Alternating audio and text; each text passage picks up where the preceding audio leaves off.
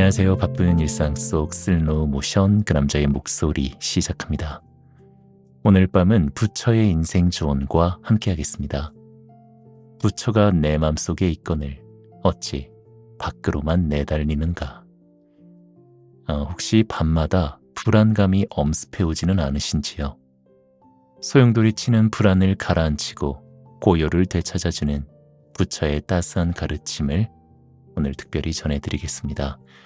이 책은 여러 불경 중에서 내 삶의 평안을 선사하고 고요를 되찾아줄 225개의 부처의 말씀을 꾹꾹 눌러 담았습니다. 현대사회의 모든 것이 복잡해지고 우리나라와 국제 정세는 어지럽고 일상이 지치는 이런 하루하루에 불교 신자가 아니더라도요, 지치고 심란할 때 평상심을 되찾고 안락하게 만들어주는 이야기입니다. 내면이 차분해지는 지혜 들으시면서 안온한 밤 되시기 바랍니다. 부처의 인생 조언, 윤호 책주 출판. 그럼에도 불구하고 오늘 밤도 잘 자요.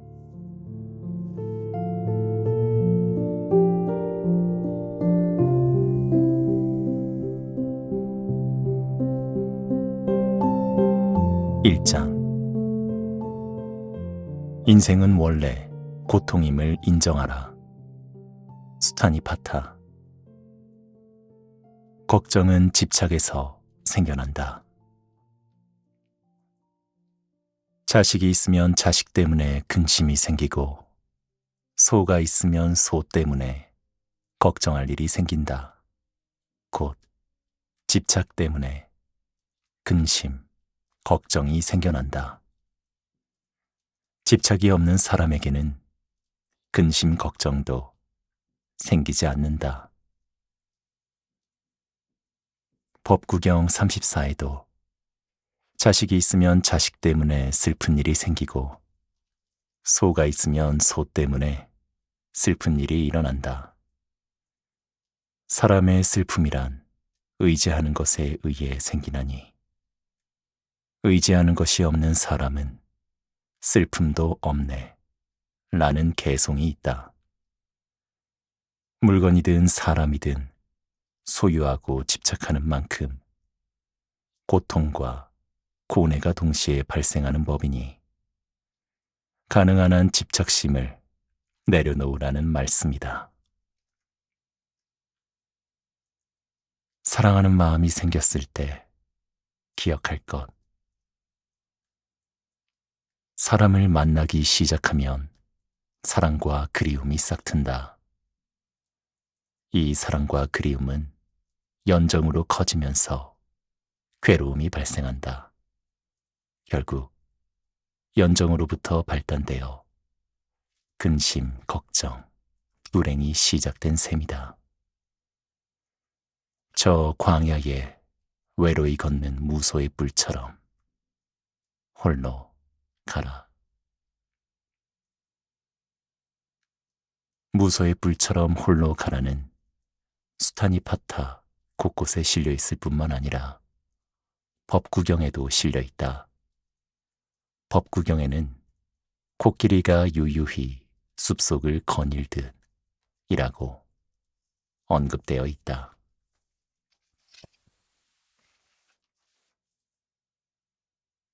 누구와 인연을 맺을 것인가? 우리들은 친구를 통해 행복을 얻기도 한다. 자신보다 뛰어나거나 비슷한 친구를 가까이 하라.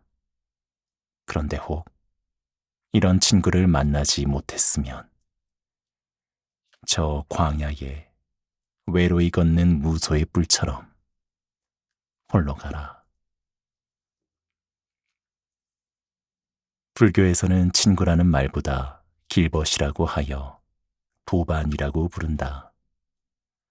서로 탁마하고 격려하는 친구를 말하는데, 선후배를 떠나 둘이 함께 나란히 걷는다는 동행의 의미이다.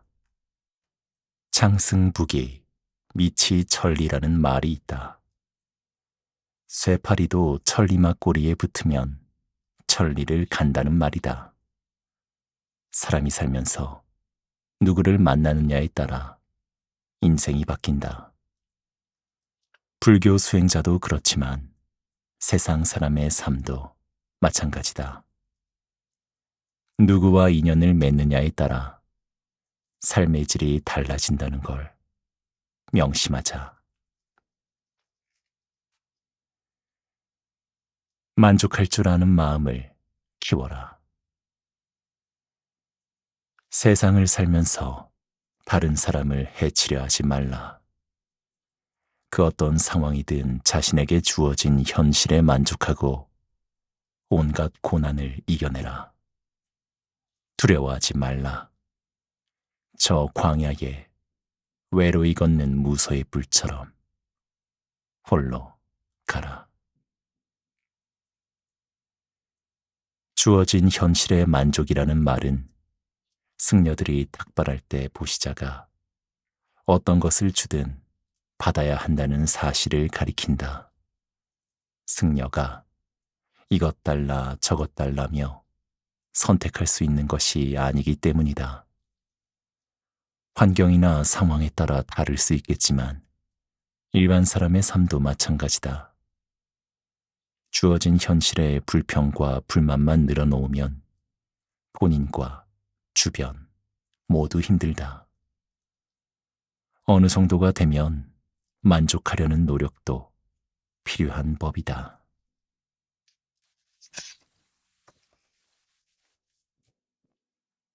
타인이 들어갈 자리를 만들라. 두 사람이 함께 있으면 반드시 다툼이 일어나고 서로 잔소리를 하게 된다. 사람과 사람 사이에 당연히 다툼이 일어나기 마련이다.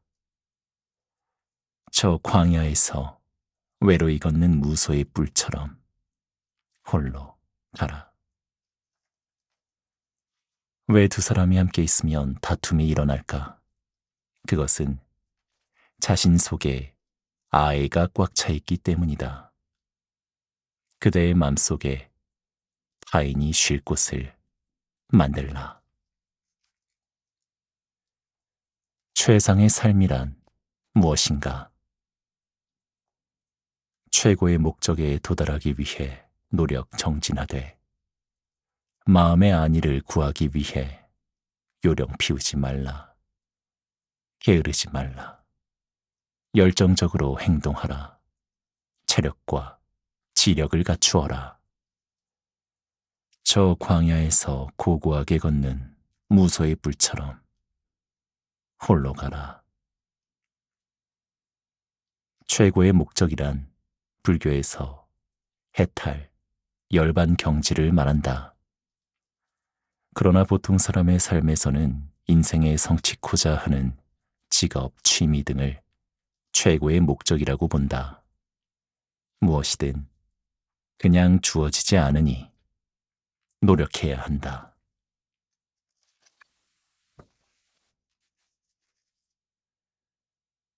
그물에 걸리지 않는 바람같이, 큰 소리에 놀라지 않는 사자와 같이, 그물에 걸리지 않는 바람같이, 더러운 진흙탕 물에 젖지 않는 연꽃처럼, 저 광야에 고고히 걷는 무소의 뿔처럼 홀로 가라. 집착하지 않고 자유로운 마음을 말한다. 이 사상이 대승불교에 와서는 무주심으로 발전되었다. 이 개송은 많은 이로부터 사랑받는 개송이다.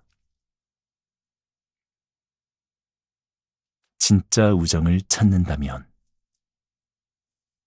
사람들은 자신에게 이익이 되는지 안 되는지를 따져 친구를 사귀고 돕는다. 이해관계를 떠나 우정이 싹트기 쉽지 않다. 이런 인간의 본성을 염두에 두어라. 저 광야에 외로이 걷는 무소의 뿔처럼 홀로 가라.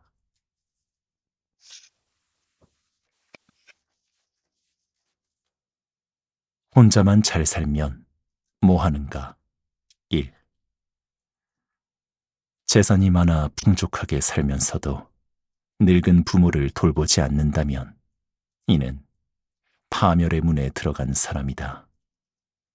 귀금속과 재산을 많이 가지고 있으면서 홀로 부귀영화를 누린다면 이는 파멸의 문에 들어간 사람이다. 고대 이집트 속담에 사람이 죽어서 영혼이 하늘에 올라가면 신이 2가지 질문을 한다는 이야기가 있다. 하나는 인생에서 기쁨을 찾았는가이고, 다른 하나는 당신의 인생이 다른 사람들을 기쁘게 해주었는가이다. 두 질문의 답이 모두 나와야 천국으로 갈지 지옥으로 갈지 결정된다고 한다. 혼자만 잘 살면 뭐 하는가? 2. 가문은 뽐내고 자랑하면서 자기 가문 사람들을 멸시하고 도와주지 않는다면 이는 파멸의 문에 들어간 사람이다. 인도에서는 가문을 중시했다.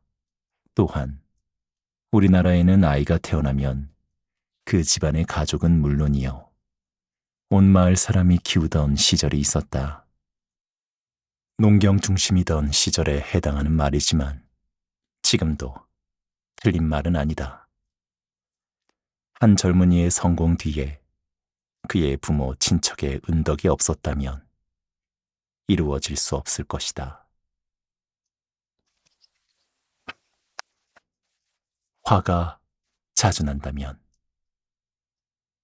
화를 잘 내고 사람에게 원한을 품으며 자기를 뽐내고 남의 미덕을 덮어버리는 그릇된 사람, 바로 그런 사람을 천한 사람이라고 한다.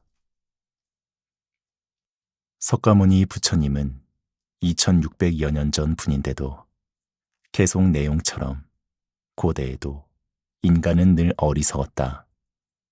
부처님께서는 마음 바꾸는 법을 가르치셨다.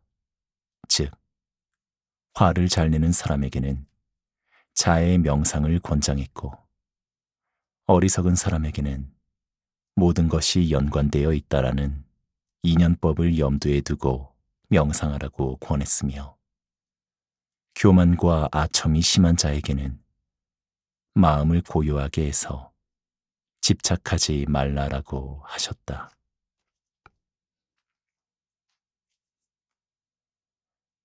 이해와 공감이 중요한 이유. 어떤 형태로든 이 세상에 존재하는 생명을 함부로 하거나 상대에 대한 이해나 동정심이 없는 사람, 바로 그런 사람을 천한 사람이라고 한다.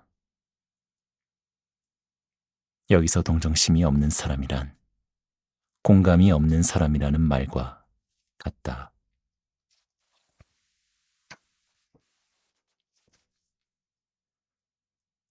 어떤 이유로도 남에게 해끼치지 말라.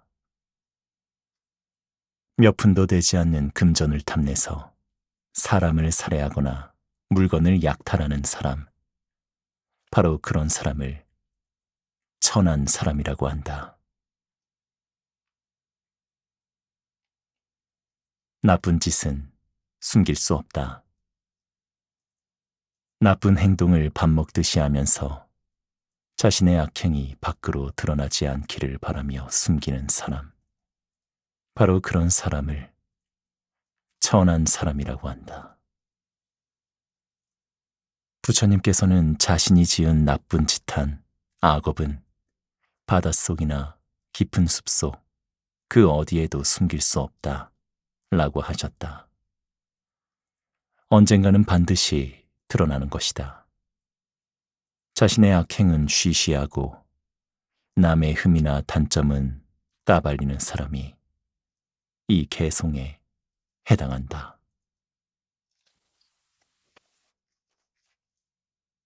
받고 싶은 대로 주라. 1.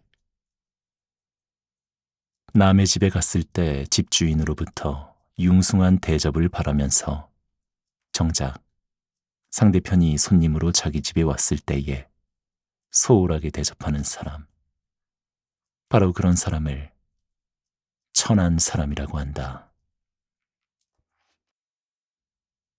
미국의 심리학자인 윌리엄 제임스는 가장 강렬한 인간의 욕구로 인정받고 싶은 갈망을 꼽았다.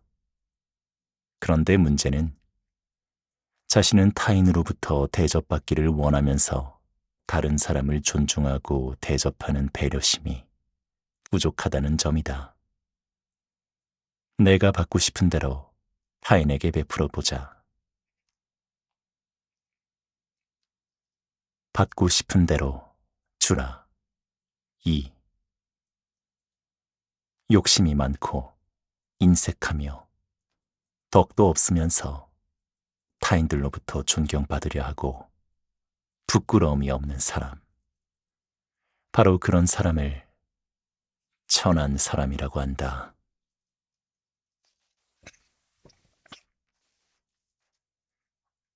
겸손함을 기억하라. 자기는 높이 칭찬하고 남은 과소평가하며 스스로의 교만에 빠져 잘난 척하는 사람. 바로 그런 사람을 천한 사람이라고 한다.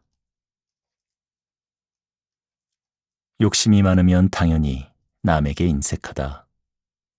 인색하고 욕심이 많으니 덕을 심지 않게 된다.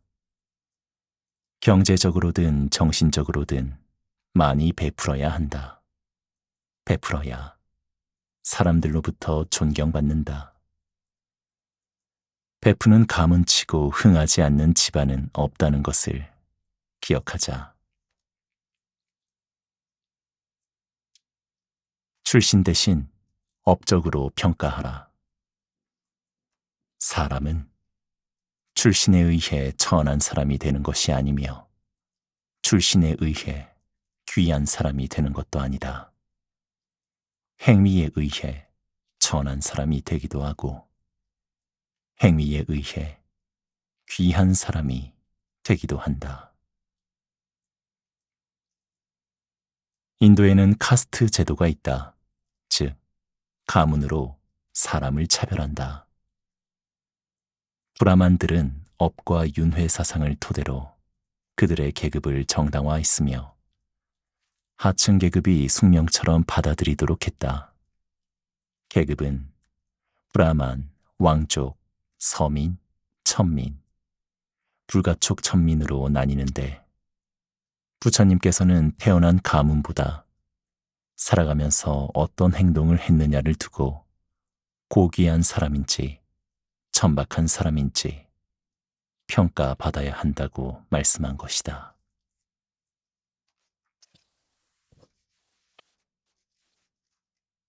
살아있는 것은 모두 행복하라. 사람들로부터 비난받을 만한 천박한 행동을 삼가라. 살아있는 모든 존재여, 행복하라. 안온하라. 안락하여라. 법정 스님은 열반에 앞서 제자들에게 이런 유언을 하셨다. 화장하고 나면 유골을 송광사 불이람 꽃밭에 뿌려달라는 것이다. 생전의 꽃들이 당신에게 좋은 모습을 보여주었으니 당신도 꽃들에게 갚아야 한다는 지론이다. 믿음, 덕행, 진실, 지혜. 어떤 사람이 물었다. 사람이 살아가는데 가장 으뜸 가는 재산은 무엇인가? 선행을 실천하면 어떤 안락함이 보답으로 오는가? 세상에서 가장 맛있는 것이 무엇인가? 그리고 어떻게 사는 것이 최상의 행복인가? 부처님이 말씀하셨다. 이 세상에서 으뜸 가는 재산은 믿음이다. 덕행이 두터우면 삶을 안락하게 살 수 있다. 사람 사이의 진실함이 맛 가운데 가장 최상이다. 지혜롭게 사는 것이 최상의 생활이다.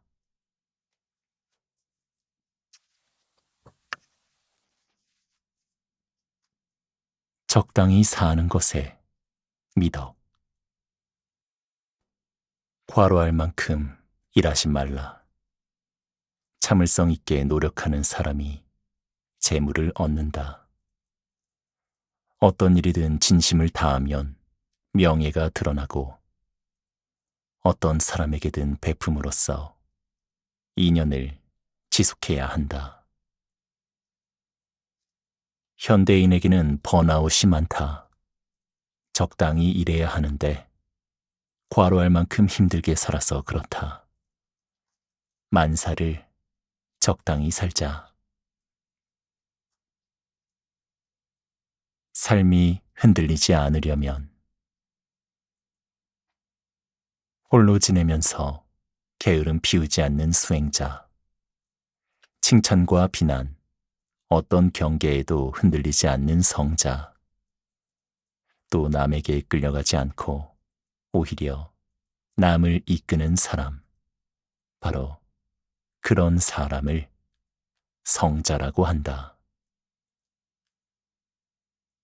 초기 불교 경전에도 8가지를 언급하면서 어떤 경우에도 동요하지 말라고 하였다. 대승불교, 특히 중국의 선사들도 이 점을 자주 언급하면서 팔풍에 동요되지 말라라고 한다. 팔풍이란 4가지 좋은 일과 4가지 나쁜 일이다.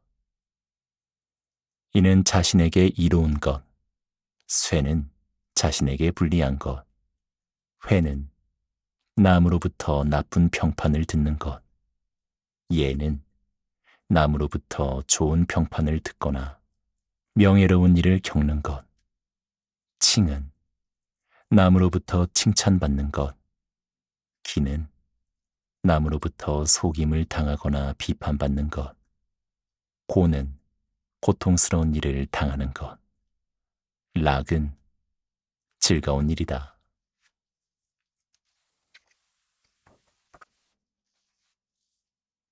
살면서 절대 하지 말아야 하는 일. 1. 살아있는 생명을 때리고 죽이는 것, 훔치고 거짓말하는 것, 사기치고 남을 속이는 것, 그릇된 것을 배우는 것, 남의 아내와 가까이 하는 것, 그런 일이 비린 것이지 육식이 비린 것이 아니다. 위 계속 내용을 재정리하면 5개를 말하고 있다. 승려나 신자 모두 5가지 계율을 꼭 지켜야 한다. 첫째, 살생하지 않는다. 둘째, 내 물건이 아닌 것을 소유하지 않는다. 셋째, 배우자가 아닌 사람과 사음하지 않는다. 넷째, 거짓말을 하거나 사기치지 않는다. 다섯째, 지나친 음주나 마약 등을 금한다. 위의 5가지는 종교를 떠나 인간의 도덕 규범이라고 생각한다. 살면서 절대 하지 말아야 하는 일. 2. 난폭하고 잔인하며 친구를 험담하고 배신하는 것. 오만과 편견이 심하며 인색해서 베풀지 않는 것. 그런 행위가 비린 것이지 육식이 비린 것이 아니다.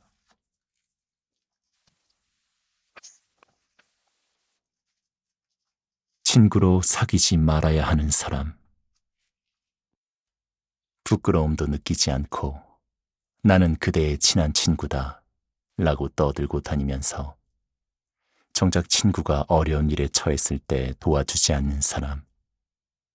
혹 그런 벗이 있다면 절대 그를 가까이 하지 말라. 친구에게 허풍을 떨면서 말만 늘어놓고 실천하지 않는 사람, 혹 그런 벗이 있다면 절대 그를 가까이 하지 말라. 참고 견뎌보아라. 자신이 원하는 결과를 바란다면 인간으로서 짊어져야 할 삶의 무게를 받아들여라. 참고 견디며 살다 보면 마침내 기쁜 일이 생기고 남으로부터 칭찬받으며 안락이 찾아온다. 불교에서는 우리가 사는 이 사바 세계를 가민 세계라고 한다. 참고 견디면서 살아야 한다는 뜻이다. 삶이 내 원하는 대로 되는 일이 어디 있겠는가? 살다 보면 다 사라진다.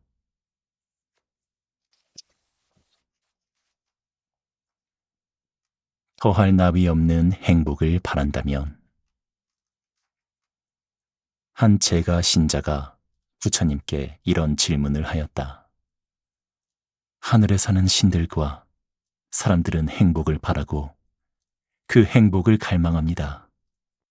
고탐하여 최상의 행복이란 무엇입니까? 부처님께서 답변하셨다. 어리석은 사람을 멀리하고 현명한 사람을 가까이하며 훌륭한 선지식을 존경하는 것, 이것이 더할 나위 없는 행복이다. 자기 분수에 알맞은 곳에 살며 일찍부터 공덕을 쌓고 스스로 바른 서원을 갖고 실천하며 노력하는 것, 이것이 더할 나위 없는 행복이다. 부모를 섬기고 부인과 자식을 사랑하고 아끼는 것, 이것이 더할 나위 없는 행복이다.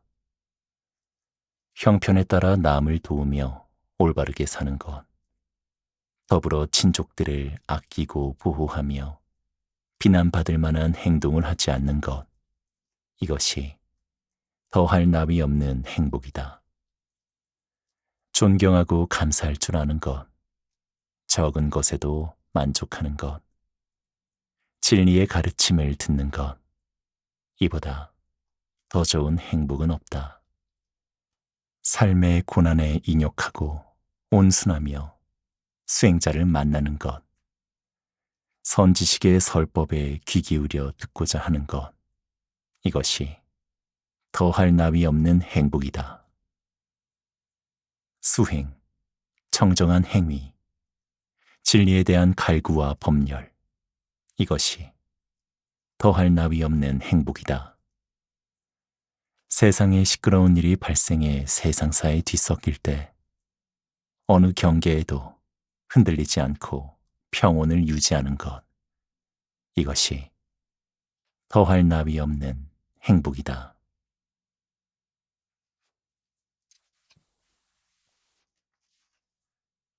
탐욕과 증오는 어디서 오는가? 탐욕과 증오는 어디로부터 생기는가? 좋고 싫다는 것, 그리고 두려움도 어디로부터 생기는가?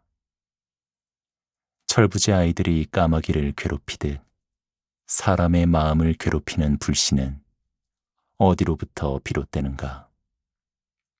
탐욕과 증오는 자신으로부터 생긴다. 좋고 싫다는 것, 그리고 두려움도 모두 자신으로부터 비롯된다. 철부지 아이들이 까마귀를 괴롭히듯 마음을 괴롭히는 것은 자기 자신이다. 이런 것들은 모두 욕망으로부터 생겨나 나무의 새싹처럼 그 자신 속에서 자란다. 이런 것이 모든 욕망과 연결되어 있다. 마치 넝쿨나무가 사방팔방으로 뻗어 나가는 것과 같다.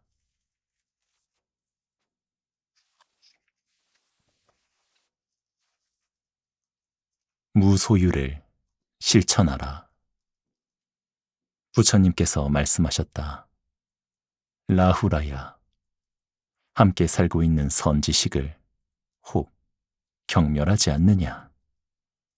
이 세상의 모든 선지식과 수행자들을 예배하고 존경하고 있느냐? 라후라가 답변하였다. 아버지, 함께 사는 선지식을 멸시하지 않습니다. 늘 그들을 존경하고 있습니다. 진실한 사람들과 가까이 하고 마을에서 조금 떨어진 곳에 살아라. 조용하고 평화로운 그런 곳에 머물러라. 그리고 음식을 알맞게 양을 조절해 절제하라. 의복과 음식, 병을 치료할 약물 등 이런 것들에 지나치게 욕심내지 말라. 다시는 세상에 돌아가려고 하지 말라. 모든 세상은 덧없이 변한다는 것. 이것을 마음에 새겨라. 마음속에 꽈리를 틀고 있는 자만심을 버려라. 자만심이 무너지면 아들아, 그때는 평온하게 세상을 살아라. 개송 335에서 342는 부처님께서 아들 라후라에게 하신 말씀이다. 부처님께서 성불하신 뒤 1년 만에 고향 카필라성을 방문한다. 이때 부인이었던 야쇼다라는 아들 라후라는 부처님께 인사를 보냈는데 부처님은 내친 김에 라후라를 출가시켰다. 7세의 어린 동자가 자기보다 나이 많은 어른들과 살았으니 무슨 수행이 잘 되었을까? 라후라 동자는 심심풀이로 거짓말을 일삼았다.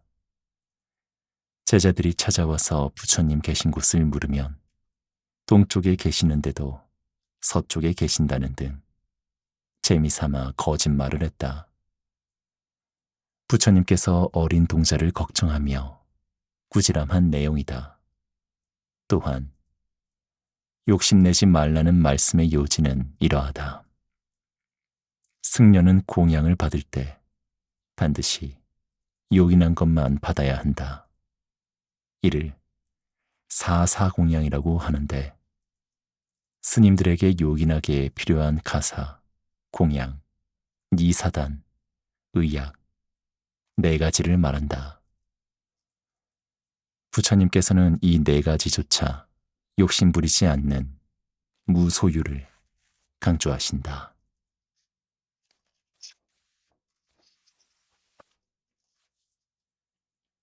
항상 말을 조심하라. 거칠게 말하며 남을 괴롭히기를 좋아하는 사람. 이런 사람의 삶은 개, 돼지 등 축생과 다를 바 없다. 그의 삶은 죄악으로 가득 차 있다. 세월이 갈수록 악업의 과보만 늘어날 것이요. 그 자신의 죄업만 늘어난다. 말 한마디로 천냥빚을 갚는다라는 말이 있다. 입 하나로 좋은 업을 짓기도 하지만 자칫 잘못하면 악업을 짓는다. 말로 상대를 괴롭히면서 악업을 짓는다면 상대가 받는 상처는 물론이거니와 그 악업의 과보는 고스란히 자신이 받는다. 익은 과일이 떨어지는 걸 누가 막겠는가? 익은 과일은 반드시 땅으로 떨어지게 되어 있다.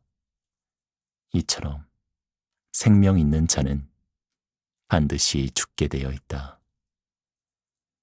이 세상 모든 존재는 늘 죽음의 두려움이 있다. 법구경이나 수타니 파타에는 죽음 이야기가 많다.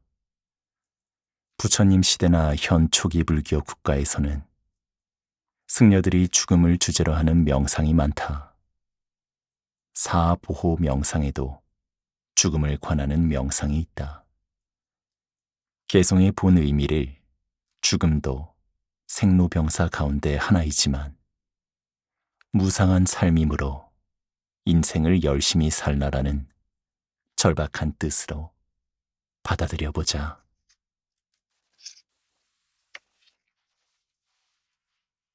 잘 나갈 때 겸손하라. 사람들이 그대를 존경한다고 우쭐대거나 자만하지 말고 비난을 받는다고 해도 그 상대에 보복하려고 앙심을 품지 말라. 한편 남에게 훌륭한 대접을 받을지라도 조금도 교만심을 내어서는 안 된다. 한마디로 잘 나갈 때 주변에 겸손하라는 부처님 말씀이다. 교만심과 자만심을 불교에서는 아상이라고 한다. 불교에서는 아상을 내려놓는 것만으로도 수행이 완성된 것이라고 볼 정도이다.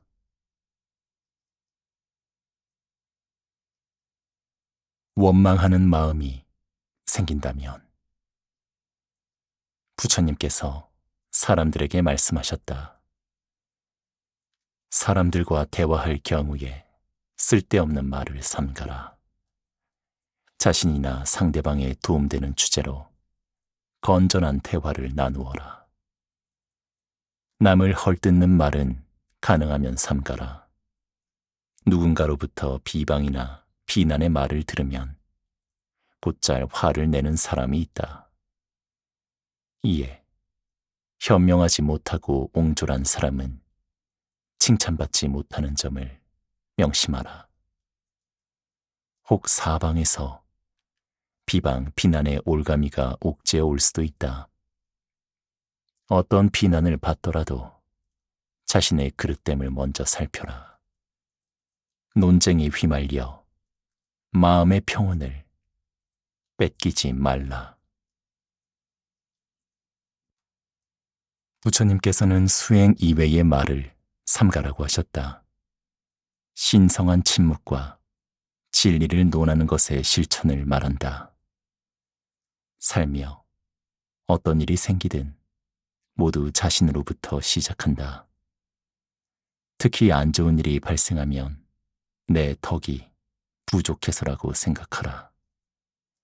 그러면 원망하는 일이 줄고 마음도 편안해진다.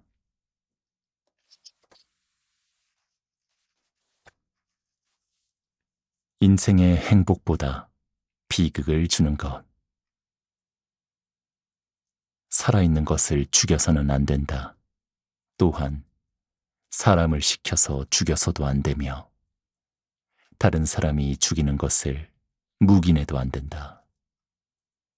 상대가 자신보다 강자이든 약자이든 절대 살아있는 모든 존재에 폭력을 쓰지 말라. 그대에게 어느 누군가 주지 않는 것은 그 어떤 것이든 취하지 말라.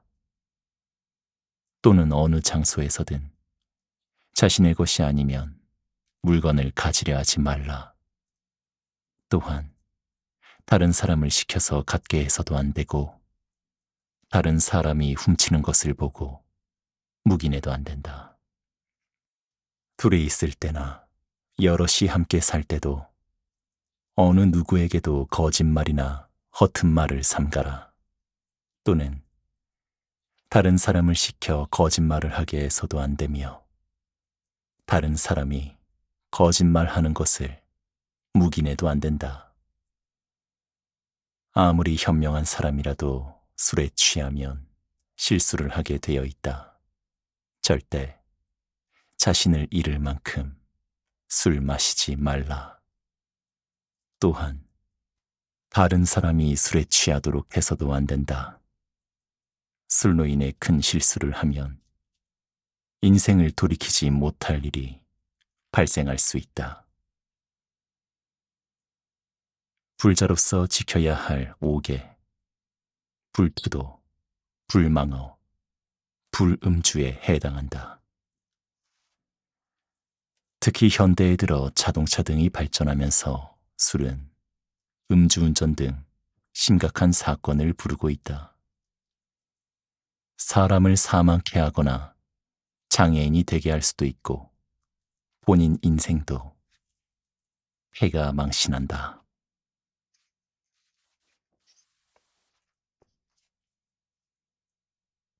우주 전체가 내 집이 된다. 누군가 부처님께 물었다. 지혜로운 자는 왜 출가를 하는가? 왜, 무슨 마음으로 미련을 떨치고 집을 나왔는가? 집에서 사는 것은 집착의 연속이요. 먼지만 쌓인다. 집착으로부터 벗어나면 우주 전체가 내 집이 된다. 이를 궁극고자 집 없는 구도자의 길을 선택해 출가한다. 빈비사리 왕이 시달타 왕자가 출가해 고행하고 있는 것을 알고 보살을 찾아와 이렇게 말한다. 그대가 누구인지를 잘 알고 있어. 그대는 왕족으로 이제 막 인생 문턱에 들어선 젊은이입니다. 내가 그대에게 군대 총사령관 관직을 주고 재물을 줄 테이니 출가를 포기하고 다시 세속으로 돌아오는 것이 어떻소? 보살이 대답하였다. 대왕이여, 제가 부귀영화를 버리고 출가한 것은 욕망을 채우려는 뜻이 아닙니다. 탐욕이란 반드시 불행한 일이 따르는 법입니다. 나는 마음의 평온을 얻기 위해 출가했고 더욱 정진하려고 합니다. 개송 405에서 424까지는 석가모니 부처님의 출가 이야기다. 이 개송들은 석가모니 부처님이 황족으로서 행복을 포기하고 출가한 연유를 알 수 있는 내용이다. 당시 고대 인도는 마가다국이 최대 강대국이었다. 마가다국의 왕이었던 빈비사라 왕은 카필나족의 시달타를 존경했다. 그래서 출가를 포기하고 자신을 도와달라고 하였다. 이 때문에 집으로 돌아가면 부처님의 나라인 카필나국이 강대국이 될 수 있도록 도와주겠다고 한 것이다. 부처님은 그런 말에 유혹되지 않고 수행을 계속하였고 깨달음을 통해 인류의 위대한 성자가 되신 것이다. 어떻게 사는지가 가장 중요하다. 부처님께서 말씀하셨다. 그 사람이 어느 계급 출신인지를 묻지 말고 그 사람의 행위로 평가하라. 불이 장작에서 생겨나는 것처럼 아무리 천한 출신일지라도 진리에 대한 믿음이 있고 부끄러워할 줄 안다면 그런 사람은 매우 고귀한 사람이다. 세상에 사는 동안 이름과 성은 하나의 명칭에 불과하다. 사람이 태어난 그때 임시로 붙여진 것이다. 이렇게 임시로 이름이 붙여졌다는 것을 모르는 사람은 잘못된 편견을 가지고 있는 것이다.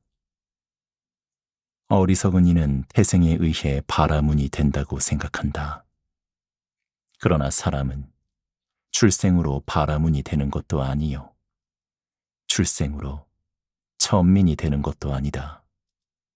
행위에 의해서 바라문이 되기도 하고 행위에 의해 천민이 되기도 한다. 인도는 고대부터 현대까지도 계급 문제가 심각하다. 때문에 초기 불교 경전인 수타니파타나 법구경에는 인권 존중이나 생명 존중에 관한 내용이 많다. 여기서 행위란 수행도 되고 인격 완성을 위한 실천을 뜻하기도 한다.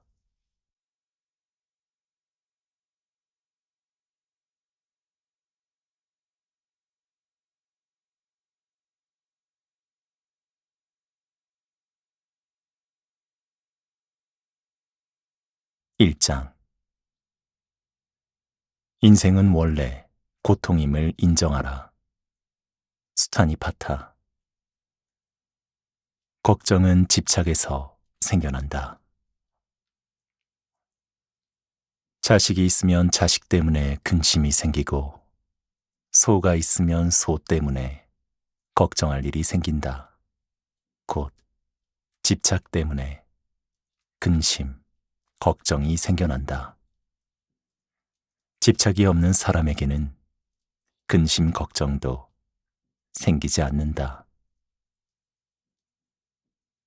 법구경 34에도 자식이 있으면 자식 때문에 슬픈 일이 생기고, 소가 있으면 소 때문에 슬픈 일이 일어난다.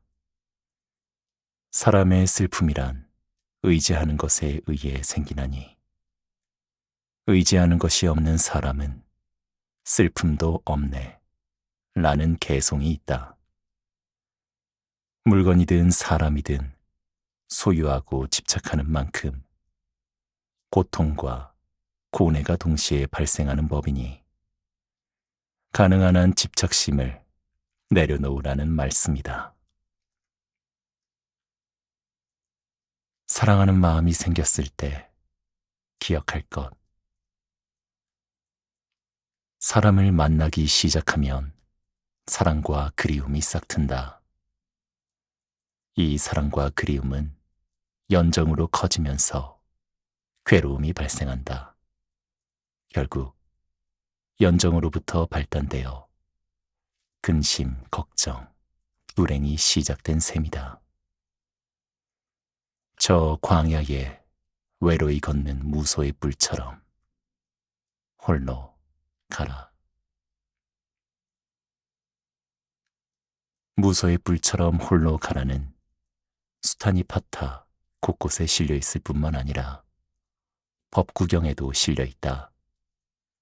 법구경에는 코끼리가 유유히 숲속을 거닐듯 이라고 언급되어 있다.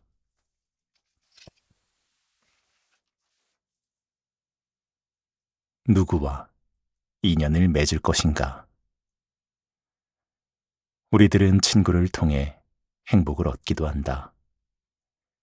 자신보다 뛰어나거나 비슷한 친구를 가까이 하라. 그런데 혹 이런 친구를 만나지 못했으면 저 광야에 외로이 걷는 무소의 뿔처럼 홀로 가라. 불교에서는 친구라는 말보다 길벗이라고 하여 도반이라고 부른다. 서로 탁마하고 격려하는 친구를 말하는데, 선후배를 떠나 둘이 함께 나란히 걷는다는 동행의 의미이다. 창승북이 미치천리라는 말이 있다. 쇠파리도 천리막 꼬리에 붙으면 천리를 간다는 말이다. 사람이 살면서 누구를 만나느냐에 따라 인생이 바뀐다. 불교 수행자도 그렇지만 세상 사람의 삶도 마찬가지다. 누구와 인연을 맺느냐에 따라 삶의 질이 달라진다는 걸 명심하자. 만족할 줄 아는 마음을 키워라. 세상을 살면서 다른 사람을 해치려 하지 말라.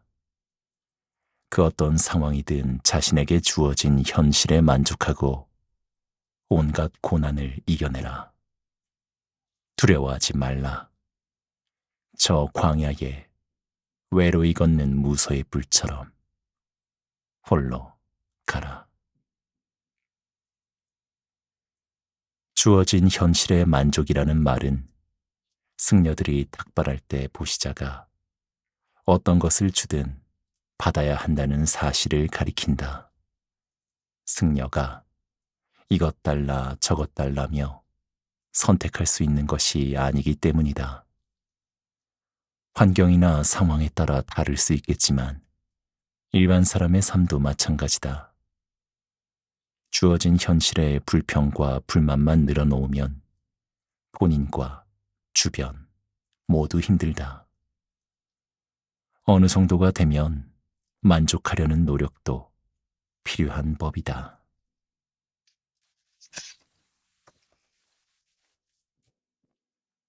타인이 들어갈 자리를 만들라.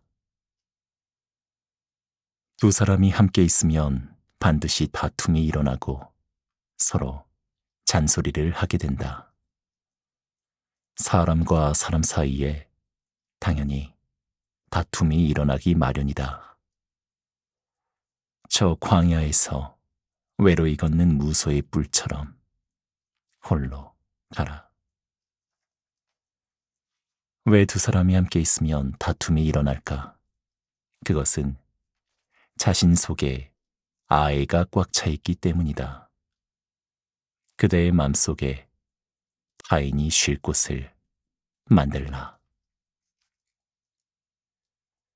최상의 삶이란 무엇인가? 최고의 목적에 도달하기 위해 노력 정진하되 마음의 안위를 구하기 위해 요령 피우지 말라. 게으르지 말라. 열정적으로 행동하라. 체력과 지력을 갖추어라. 저 광야에서 고고하게 걷는 무소의 뿔처럼 홀로 가라. 최고의 목적이란 불교에서 해탈, 열반 경지를 말한다. 그러나 보통 사람의 삶에서는 인생에 성취코자 하는 직업, 취미 등을 최고의 목적이라고 본다. 무엇이든 그냥 주어지지 않으니 노력해야 한다.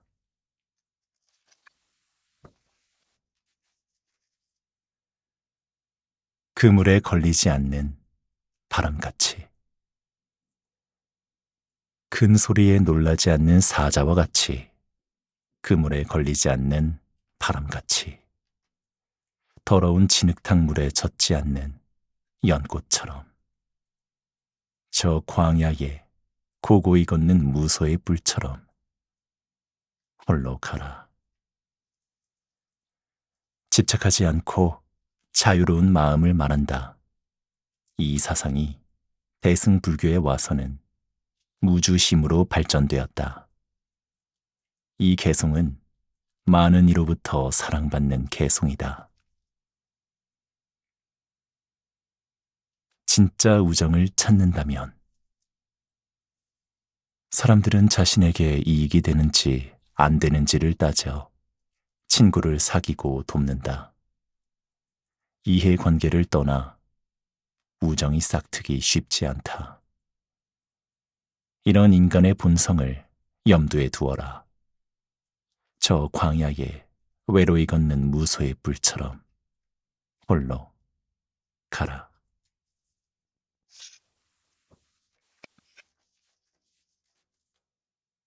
혼자만 잘 살면 뭐 하는가? 1. 재산이 많아 풍족하게 살면서도 늙은 부모를 돌보지 않는다면 이는 파멸의 문에 들어간 사람이다.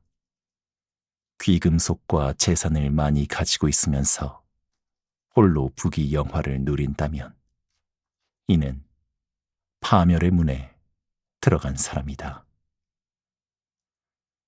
고대 이집트 속담에 사람이 죽어서 영혼이 하늘에 올라가면 신이 두 가지 질문을 한다는 이야기가 있다. 하나는 인생에서 기쁨을 찾았는가이고, 다른 하나는 당신의 인생이 다른 사람들을 기쁘게 해주었는가이다. 두 질문의 답이 모두 나와야 천국으로 갈지 지옥으로 갈지 결정된다고 한다. 혼자만 잘 살면 뭐 하는가? 2. 가문은 뽐내고 자랑하면서 자기 가문 사람들을 멸시하고 도와주지 않는다면 이는 파멸의 문에 들어간 사람이다. 인도에서는 가문을 중시했다. 또한 우리나라에는 아이가 태어나면 그 집안의 가족은 물론이요, 온 마을 사람이 키우던 시절이 있었다.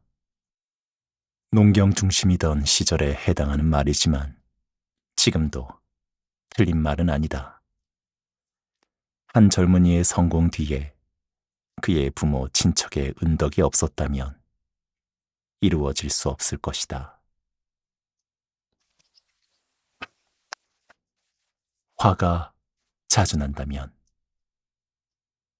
화를 잘 내고 사람에게 원한을 품으며 자기를 뽐내고 남의 미덕을 덮어버리는 그릇된 사람, 바로 그런 사람을 천한 사람이라고 한다.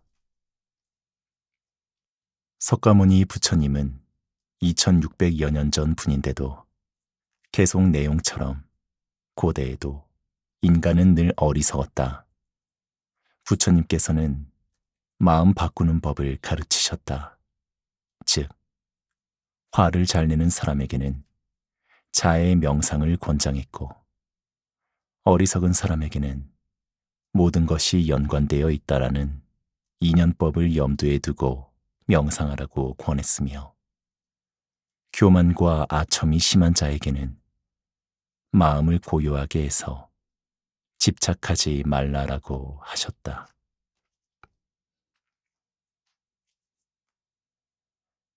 이해와 공감이 중요한 이유.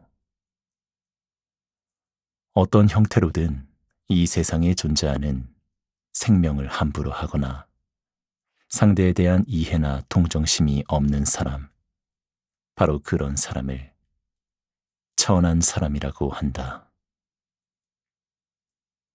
여기서 동정심이 없는 사람이란 공감이 없는 사람이라는 말과 같다.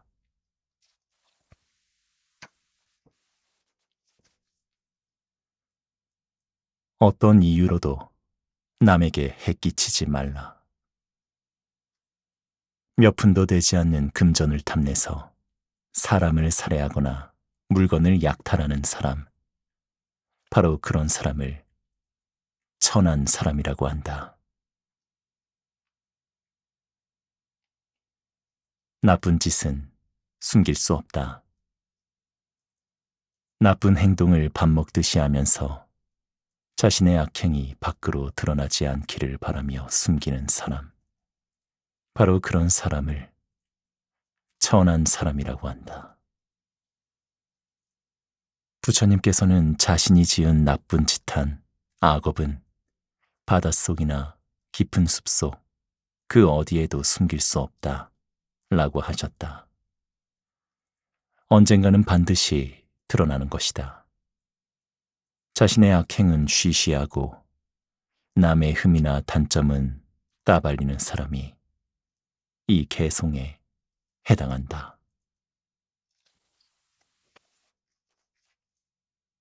받고 싶은 대로 주라. 1. 남의 집에 갔을 때 집주인으로부터 융숭한 대접을 바라면서 정작 상대편이 손님으로 자기 집에 왔을 때에 소홀하게 대접하는 사람, 바로 그런 사람을 천한 사람이라고 한다. 미국의 심리학자인 윌리엄 제임스는 가장 강렬한 인간의 욕구로 인정받고 싶은 갈망을 꼽았다. 그런데 문제는 자신은 타인으로부터 대접받기를 원하면서 다른 사람을 존중하고 대접하는 배려심이 부족하다는 점이다. 내가 받고 싶은 대로 타인에게 베풀어 보자. 받고 싶은 대로 주라. 2. 욕심이 많고 인색하며 덕도 없으면서 타인들로부터 존경받으려 하고 부끄러움이 없는 사람. 바로 그런 사람을 천한 사람이라고 한다.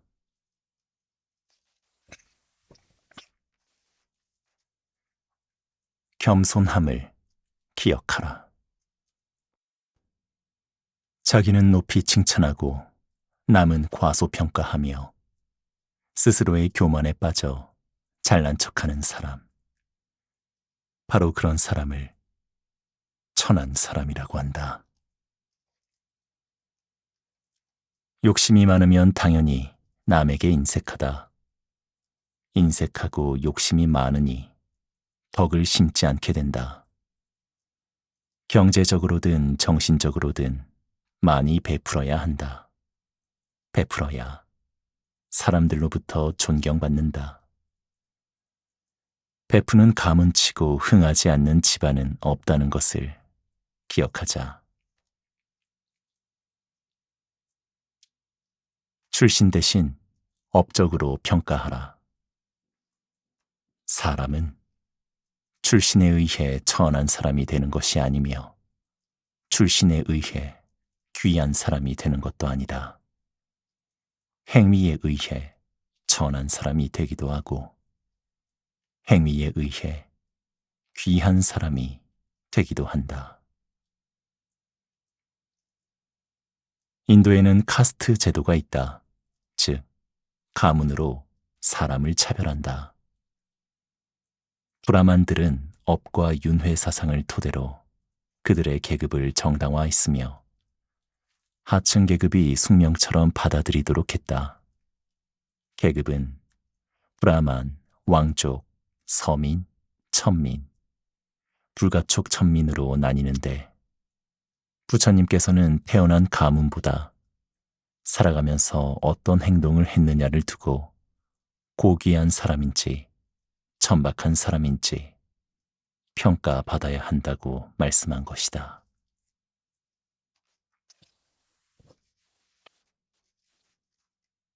살아있는 것은 모두 행복하라. 사람들로부터 비난받을 만한 천박한 행동을 삼가라. 살아있는 모든 존재여, 행복하라. 안온하라. 안락하여라. 법정 스님은 열반에 앞서 제자들에게 이런 유언을 하셨다. 화장하고 나면 유골을 송광사 불이람 꽃밭에 뿌려달라는 것이다. 생전의 꽃들이 당신에게 좋은 모습을 보여주었으니 당신도 꽃들에게 갚아야 한다는 지론이다. 믿음, 덕행, 진실, 지혜. 어떤 사람이 물었다.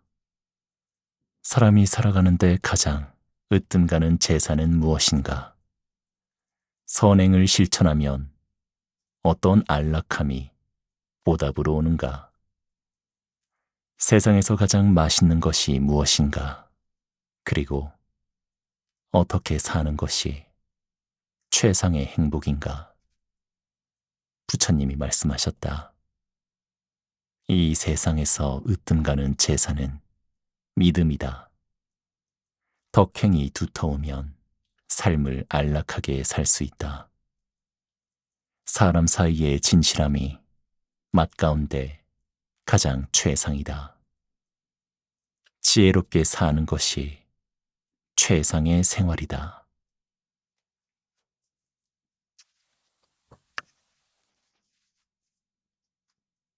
적당히 사는 것에 미덕. 과로할 만큼 일하지 말라. 참을성 있게 노력하는 사람이 재물을 얻는다. 어떤 일이든 진심을 다하면 명예가 드러나고 어떤 사람에게든 베품으로써 인연을 지속해야 한다. 현대인에게는 번아웃이 많다. 적당히 일해야 하는데 과로할 만큼 힘들게 살아서 그렇다. 만사를 적당히 살자. 삶이 흔들리지 않으려면 홀로 지내면서 게으름 피우지 않는 수행자, 칭찬과 비난, 어떤 경계에도 흔들리지 않는 성자, 또 남에게 끌려가지 않고 오히려 남을 이끄는 사람, 바로 그런 사람을 성자라고 한다. 초기 불교 경전에도 8가지를 언급하면서 어떤 경우에도 동요하지 말라고 하였다. 대승불교, 특히 중국의 선사들도 이 점을 자주 언급하면서 팔풍에 동요되지 말라라고 한다. 팔풍이란 4가지 좋은 일과 4가지 나쁜 일이다. 이는 자신에게 이로운 것, 쇠는 자신에게 불리한 것, 회는 남으로부터 나쁜 평판을 듣는 것, 예는 남으로부터 좋은 평판을 듣거나 명예로운 일을 겪는 것, 칭은 남으로부터 칭찬받는 것, 기는 남으로부터 속임을 당하거나 비판받는 것, 고는 고통스러운 일을 당하는 것, 락은 즐거운 일이다.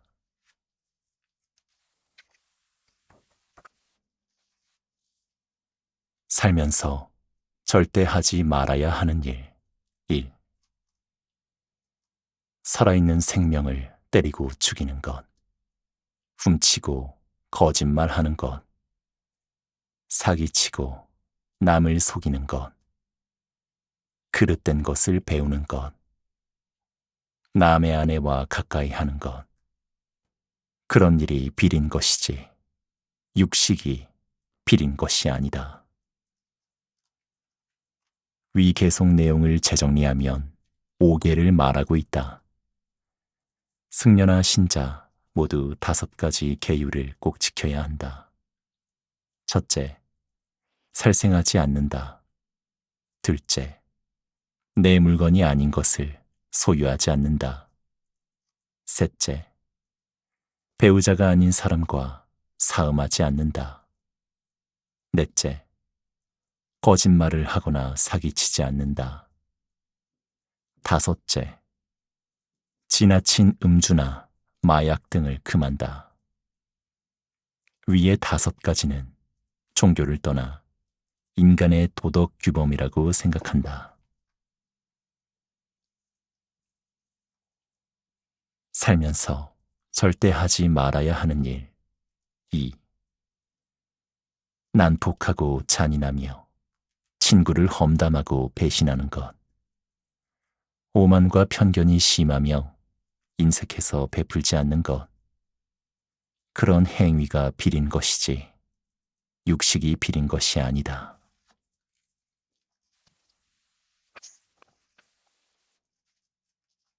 친구로 사귀지 말아야 하는 사람.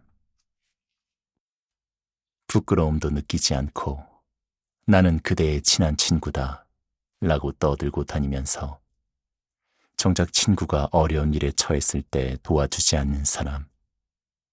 혹 그런 벗이 있다면 절대 그를 가까이 하지 말라. 친구에게 허풍을 떨면서 말만 늘어놓고 실천하지 않는 사람. 혹 그런 벗이 있다면 절대 그를 가까이 하지 말라. 참고 견뎌보아라. 자신이 원하는 결과를 바란다면 인간으로서 짊어져야 할 삶의 무게를 받아들여라. 참고 견디며 살다 보면 마침내 기쁜 일이 생기고 남으로부터 칭찬받으며 안락이 찾아온다. 불교에서는 우리가 사는 이 사바 세계를 가민 세계라고 한다. 참고 견디면서 살아야 한다는 뜻이다. 삶이 내 원하는 대로 되는 일이 어디 있겠는가? 살다 보면 다 사라진다.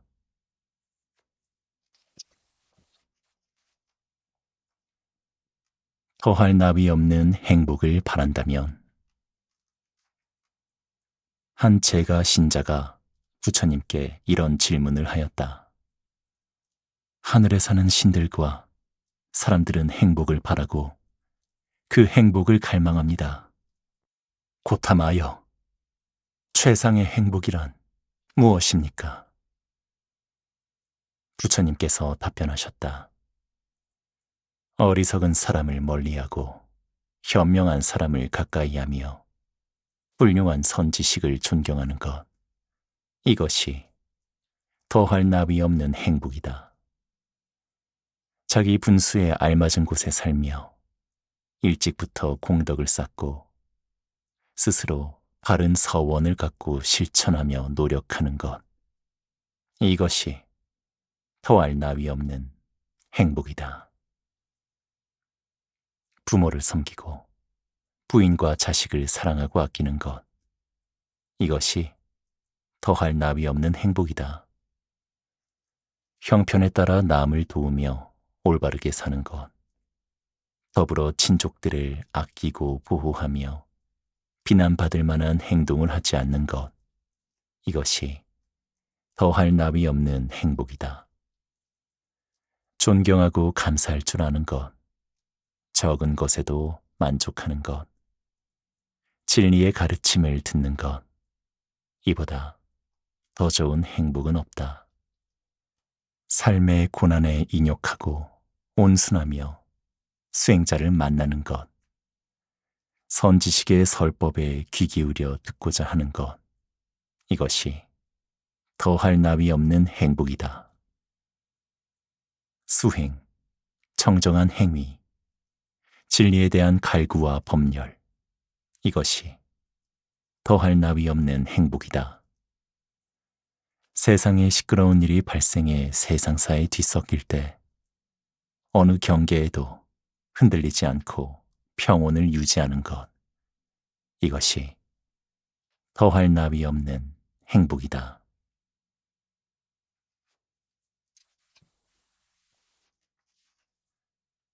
탐욕과 증오는 어디서 오는가? 탐욕과 증오는 어디로부터 생기는가?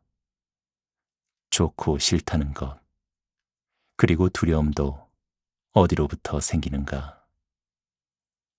철부지 아이들이 까마귀를 괴롭히듯 사람의 마음을 괴롭히는 불신은 어디로부터 비롯되는가? 탐욕과 증오는 자신으로부터 생긴다.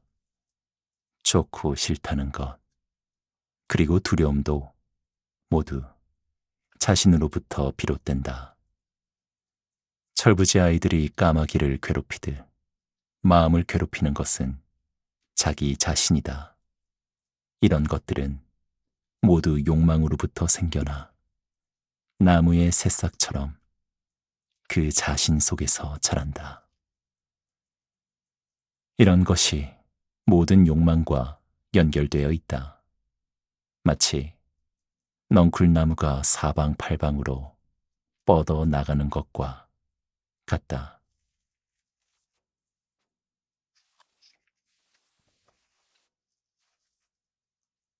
무소유를 실천하라. 부처님께서 말씀하셨다.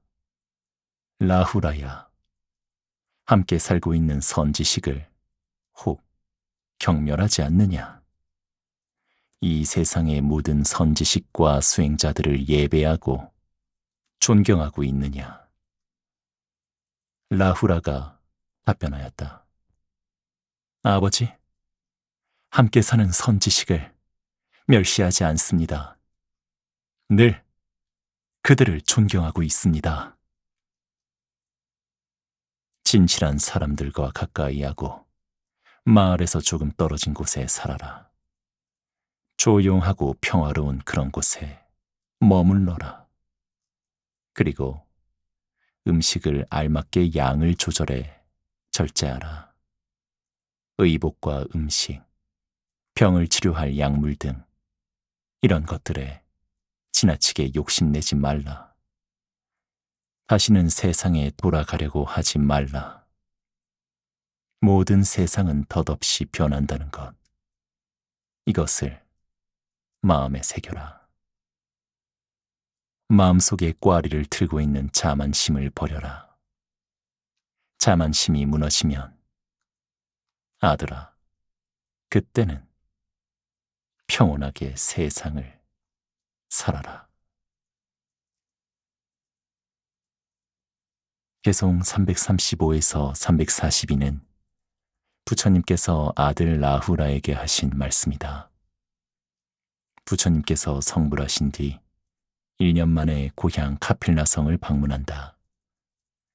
이때 부인이었던 야쇼다라는 아들 라후라는 부처님께 인사를 보냈는데 부처님은 내친 김에 라후라를 출가시켰다. 7세의 어린 동자가 자기보다 나이 많은 어른들과 살았으니 무슨 수행이 잘 되었을까? 라후라 동자는 심심풀이로 거짓말을 일삼았다.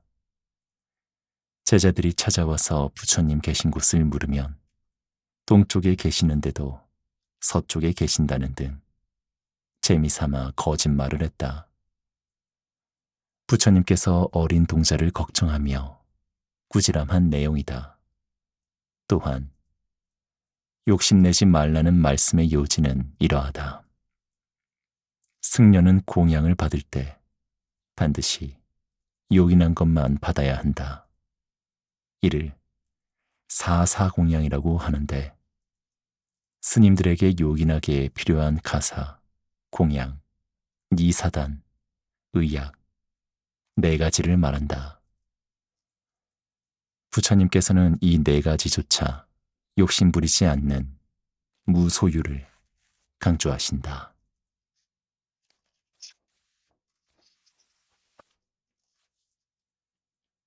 항상 말을 조심하라.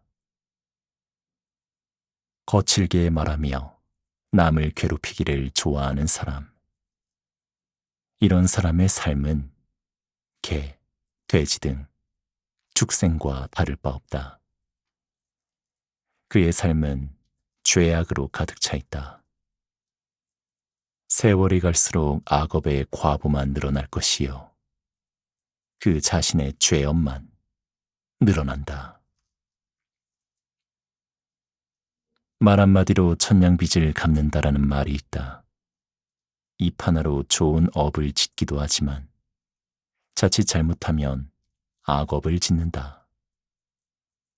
말로 상대를 괴롭히면서 악업을 짓는다면 상대가 받는 상처는 물론이거니와 그 악업의 과보는 고스란히 자신이 받는다. 익은 과일이 떨어지는 걸 누가 막겠는가? 익은 과일은 반드시 땅으로 떨어지게 되어 있다. 이처럼 생명 있는 자는 반드시 죽게 되어 있다. 이 세상 모든 존재는 늘 죽음의 두려움이 있다. 법구경이나 수타니파타에는 죽음 이야기가 많다.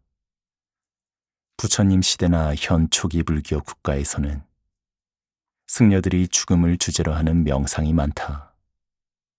사보호 명상에도 죽음을 관하는 명상이 있다.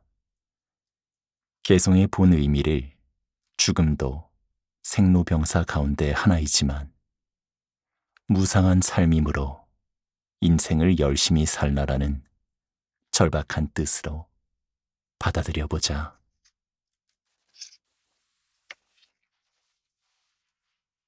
잘 나갈 때 겸손하라. 사람들이 그대를 존경한다고 우쭐대거나 자만하지 말고 비난을 받는다고 해도 그 상대에 보복하려고 앙심을 품지 말라. 한편 남에게 훌륭한 대접을 받을지라도 조금도 교만심을 내어서는 안 된다. 한마디로 잘 나갈 때 주변에 겸손하라는 부처님 말씀이다. 교만심과 자만심을 불교에서는 아상이라고 한다. 불교에서는 아상을 내려놓는 것만으로도 수행이 완성된 것이라고 볼 정도이다.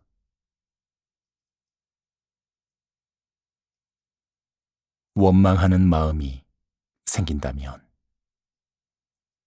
부처님께서 사람들에게 말씀하셨다. 사람들과 대화할 경우에 쓸데없는 말을 삼가라. 자신이나 상대방에 도움되는 주제로 건전한 대화를 나누어라. 남을 헐뜯는 말은 가능하면 삼가라. 누군가로부터 비방이나 비난의 말을 들으면 곧잘 화를 내는 사람이 있다. 이에 현명하지 못하고 옹졸한 사람은 칭찬받지 못하는 점을 명심하라. 혹 사방에서 비방, 비난의 올가미가 옥죄어 올 수도 있다. 어떤 비난을 받더라도 자신의 그릇됨을 먼저 살펴라. 논쟁에 휘말려 마음의 평온을 뺏기지 말라. 부처님께서는 수행 이외의 말을 삼가라고 하셨다. 신성한 침묵과 진리를 논하는 것의 실천을 말한다. 살며 어떤 일이 생기든 모두 자신으로부터 시작한다. 특히 안 좋은 일이 발생하면 내 덕이 부족해서라고 생각하라.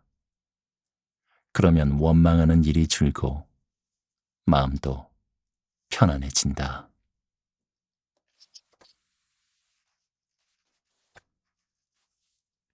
인생의 행복보다 비극을 주는 것. 살아있는 것을 죽여서는 안 된다.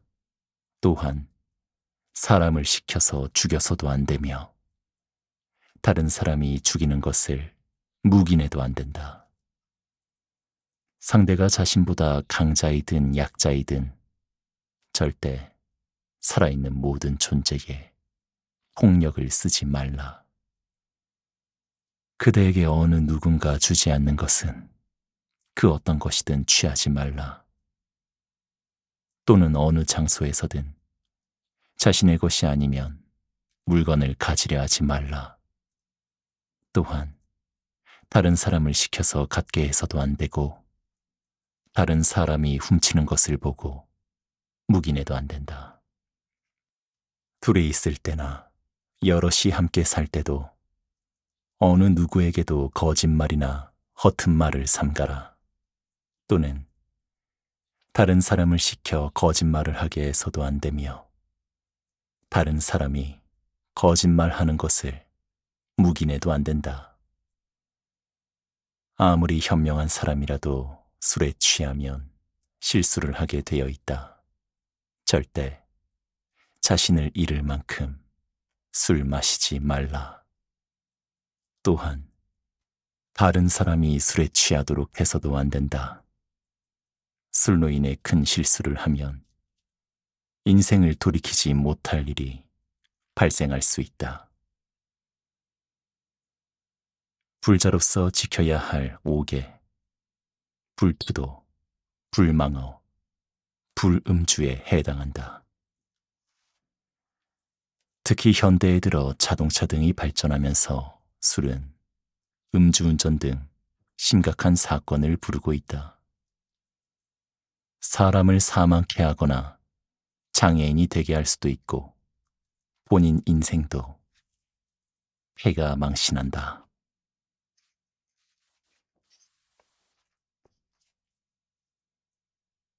우주 전체가 내 집이 된다.